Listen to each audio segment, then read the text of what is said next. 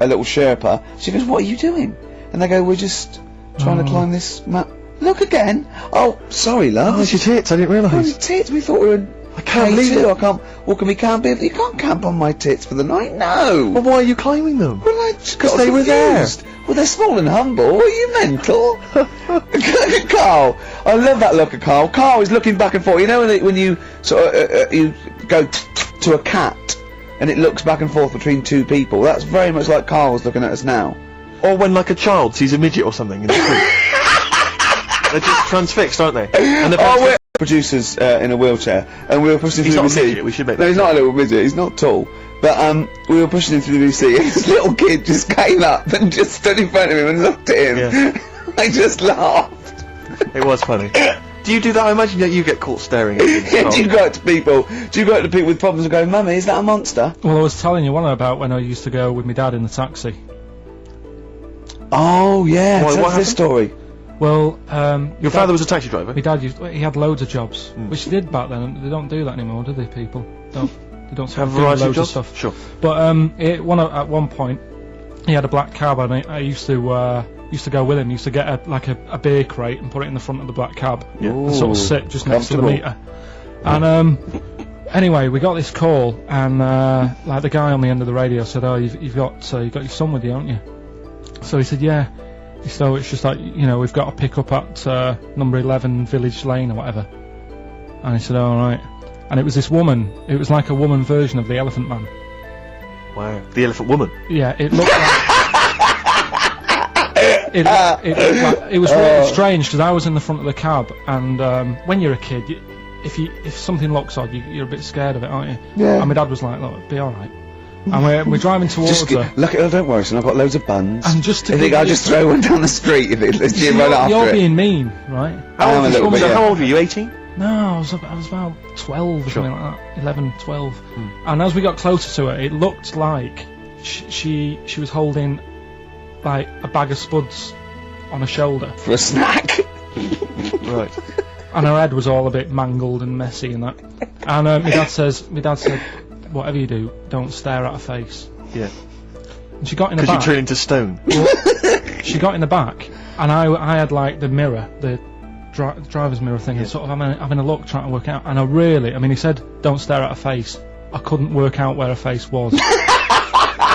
It was that weird. Oh God. So I'm not sure you're from Manchester. I think you're from like Narnia or something.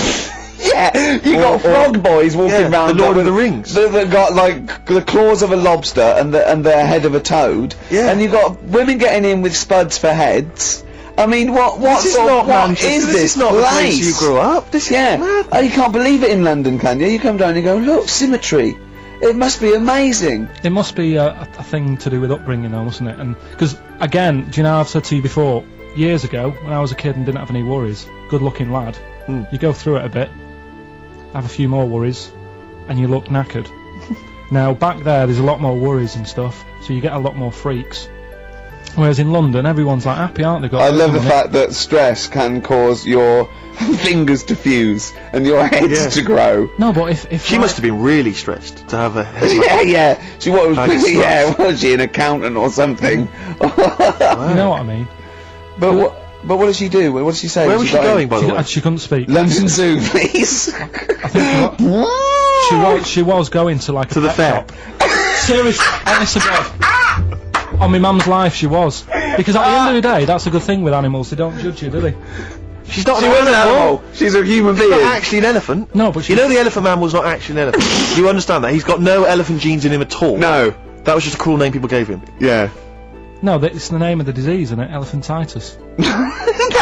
Look, so listen. So this woman, why was she going to a pet shop?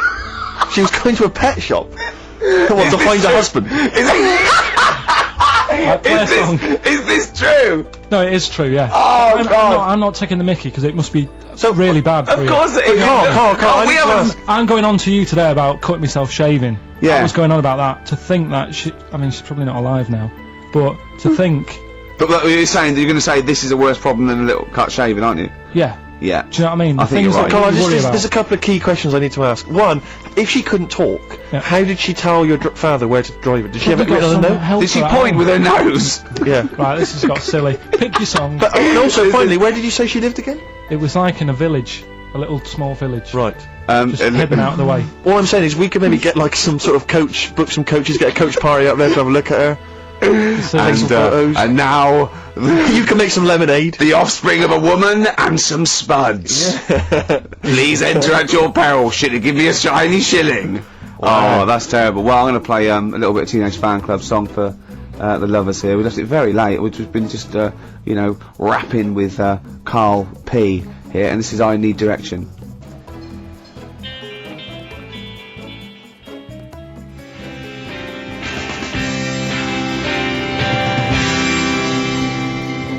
Teenage Fan Club. Oh, they're a good band. They are a aren't good band. XFM 104.9. So, well, we're nearly there. So, will your girlfriend be proud of you now? You performed a PhD graduate It's a bit there, annoying because she's not in London today. She's in Sunderland or something, or Newcastle, right? working. So she won't know what your greatest triumph. She saw last week's and you got an E in history, and now this week you come through Yeah. with some great praise that Mrs. Matthews never, you know, laid upon Even you, did looked she? at. Well, No, just said you won't be a high flyer. Eh? You've shown them, haven't you? you never know. I mean, I had mates who, like, you know, my mate Colin Makin, who Sure. did the disco with me. Pilkins making music, yeah. Pilkey's making music. Yeah. He was dead brainy. I don't think he's up to much these days. Sure. You Just- can't plan it. Yeah. Just goes to show. Well, I mean, you can do a certain amount of planning. You can do. I mean, driving a tank down to the shops with some fags Yeah. never going to mean you're a high flyer. You know? And that woman who you picked up in your black cab, she's in a circus now and she Yeah, can happy. fly, which is good. Am I confusing that with a film? You went to see a film this week, didn't you? What did you did you see? The Monsters Inc. Oh Did you yeah. have a little argument? What was the argument about? Did you have an argument with your girlfriend or something? Because about Well, the history thing took over last weekend, to be honest, when you found out my results. That was like the talking topic of most of the weekend. And, why? What did she you say? brought it on yourself. You know, why didn't you take it serious? You know. Was she annoyed or upset? Well, she just sort of said, "You can learn. Look, you learned Rasputin. Mm. You know, if only you did You've that." done at school." that. You've done Do you know what I mean? Rasputin. She said, "You can do it if you're told to." She said, "You know, it's only because Ricky's told you to read the book that you're reading it." Does she think we're sort of like taskmasters? Does she think we bully you? Nah, she knows it's just a laugh. Yeah. What did you tell your parents about your? No, No. Never. because they never even questioned where my results were, so I don't want to tell them that. You know, I didn't get any. No. What? How did they do it at school? Didn't have them back then, did they? Right. When was that, Carl? The Middle Ages. Ages. I don't know. Like I say, back then it wasn't about getting results and that, was it? It was just about learning trades. I mean, my dad, right? He can like put windows in his house. Yeah. Do plumbing. He should. It's dark, isn't it? He's done that first of all. Right. So he can do what? He's got a multitude of different Yeah, he jobs. can do all sorts. Do you know what I mean? If there's a problem in my flat, I can call him up and say, you know, this isn't working. What should I do? And he'll say like, Is that our brain surgeon? he'll say, "Oh, fix it." Sure. So what about Monsters Inc? What Yeah. did you make of it? It's alright. It is a kids' film. It sort of annoys Is it? Okay. I was having like.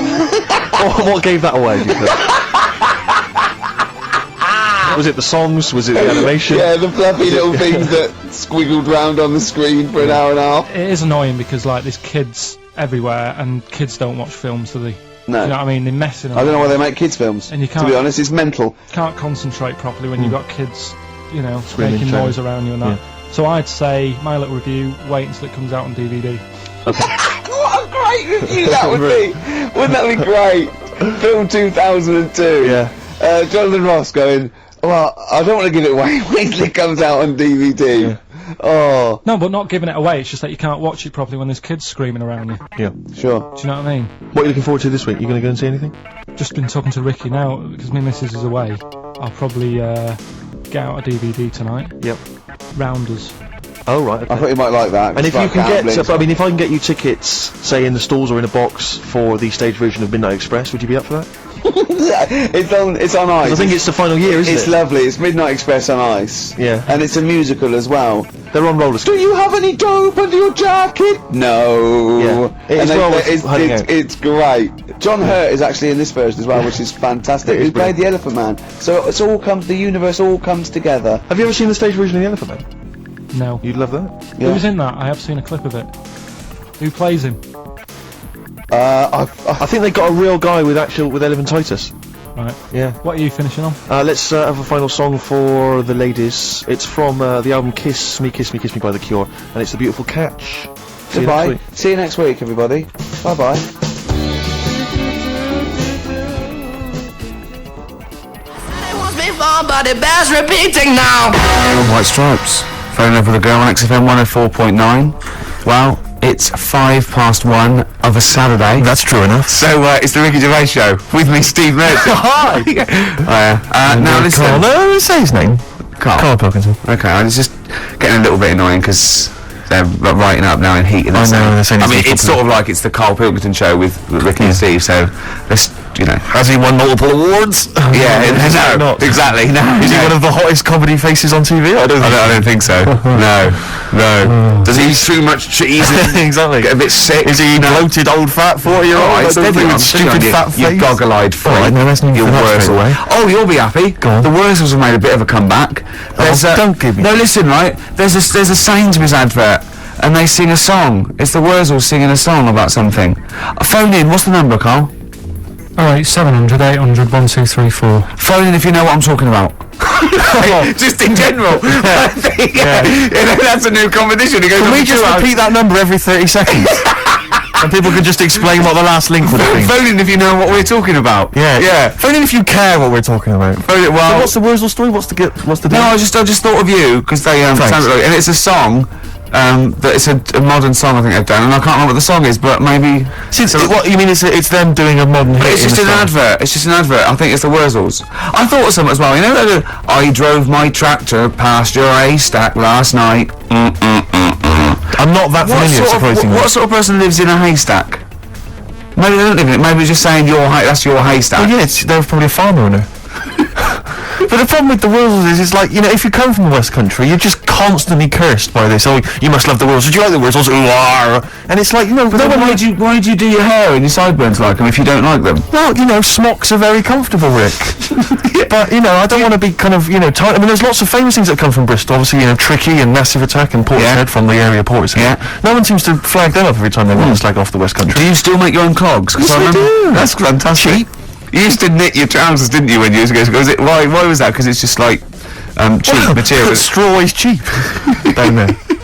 Well, we got a great show lined up for you. Have we? Yeah, I was bluffing. I don't know. I've Rick, no idea. we sometimes worry about the record library here at XFM because we tend to go in and try and find something. It'd be like an old Smith's God, cassette. Carl's sighing because I know. he gets stick Monday morning. But it's very hard to find anything half decent. I think most of it's been nicked by people like Sturgis, and otherwise it's just bad. I don't know who it is that's What buying the was CDs. Four Non Blonde's big single? Exactly. Something like that. Excellent. Tonight, Matthew, I'm going to be Four Non Blondes. Oh! Wow, good effort. Yeah, I don't think you'll be returning to the Fish Factory on Monday, will you, Steve? No. Yeah, you will. You will. Go on. But they anyway. So we got Four Non Blondes. We found a lot of In Excess out there on the XFM record library. Guess what I found today, Rick? Go on. The very best of Tony Basil. That's one track then. Well, yeah, her hit was first track's Mickey. Number of other tracks. Track number 17, Mickey Spanish version. Right. Track 18, Mickey 12-inch version. And track 19, Dickie. Yeah, Similar tune, exactly. but about a completely different person Look altogether. at this, they've stuck a proud property of XFM sticker on there. The best of Tony Basil. Even Sturgis wouldn't nick that. Come on, Carl, what's the story? It was good in its day, wasn't it? Why is it in the XFM library? About Adam and the Ants. In the day, it was important, wasn't it? I remember that being out in the charts. It was alright. Oh, no, but it's meant to be fun. fine, let's play Mickey. Let's play some Strokes then. No, let's play Mickey then. If you're so happy about this, Carl, should we play Mickey later? Yeah. The Spanish version, what about that? We've called you bluff. Alright. Oh, yeah. Phone in if you know what he just said.